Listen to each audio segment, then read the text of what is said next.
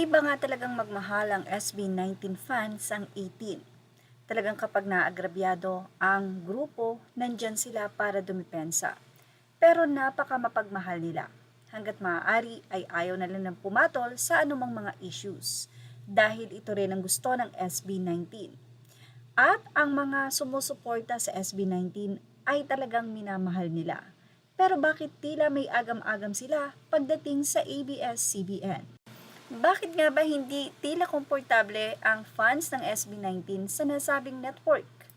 Anyway, isa nga pong post mula sa 18X SB19 Forever ang ibinahagi na nakafollow ang ilan sa mga nakapangalan sa kapamilya sa kanilang mga Facebook page. At nakalagay sa kanyang caption. Narito po at ating ibahagi sa inyo.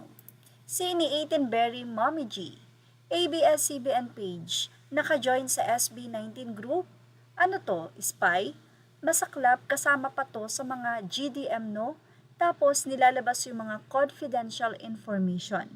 Ang daming group pages na gamit ang pangalan ng SB19 at 18 tapos makikita mo mga posts na hindi naman related sa SB.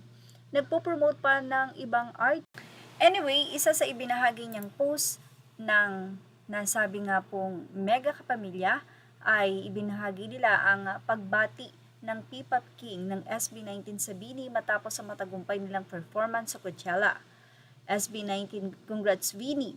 Nagbigay ng pagbati ang P-Pop King sa SB19 sa Bini matapos ang matagumpay nilang performance sa Coachella.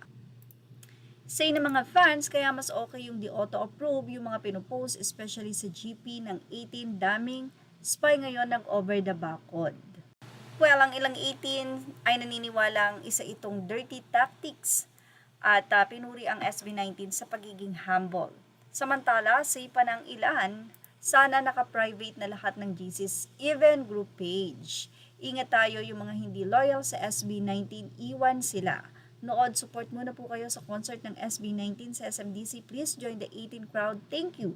Oo nga po nakakapagtaka bakit nakakapasok yan sa group page ng mga 18.